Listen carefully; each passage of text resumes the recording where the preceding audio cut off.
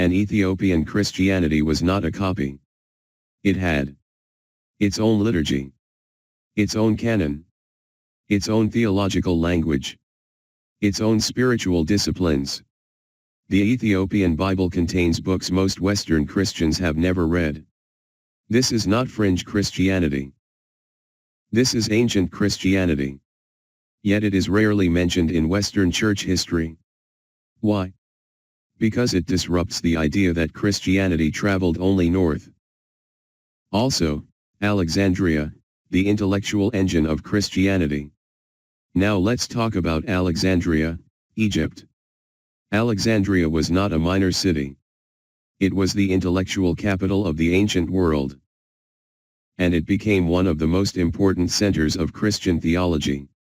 From Africa came Origen, Clement of Alexandria, Athanasius. Athanasius, an African bishop, defended the doctrine of the Trinity. The Nicene Creed you recite today? It was shaped by African theology.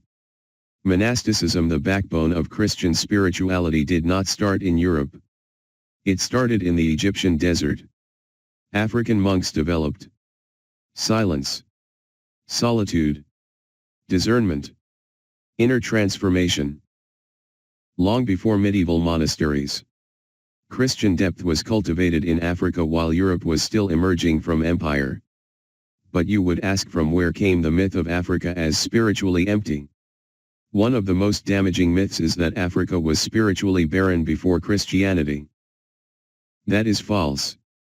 Africa had moral philosophy, sacred cosmologies, wisdom traditions, communal ethics. Christianity did not land on empty ground. It interacted with existing wisdom. That interaction shaped African Christianity into something embodied, communal, mystical, deeply ethical. Colonial Christianity later stripped this away, replacing wisdom with control, fear, and performance. But the roots were already there. Why this matters today, you asked? This history matters because identity matters. When Africans are taught that faith only arrived through colonizers, faith becomes fragile. But when you realize your ancestors prayed, thought, theologized, interpreted scripture, your faith becomes grounded. This is not about pride. It is about truth. And truth liberates faith from shame. For closing reflection, Christianity was not born white. It was not shaped only in Europe. It was not foreign to Africa. Africa was there at the beginning. Teaching, preserving, interpreting. This is not new Christianity. This is ancient Christianity. And remembering it does not weaken faith. It matures it. If this kind of conversation resonates with you, you already know. Faith does not need noise to be powerful. It needs truth. If this history challenged you, grounded you, or clarified something you've always felt but couldn't articulate, pause for a moment with that. This channel grows not through algorithms alone, but through thoughtful people who choose substance over spectacle.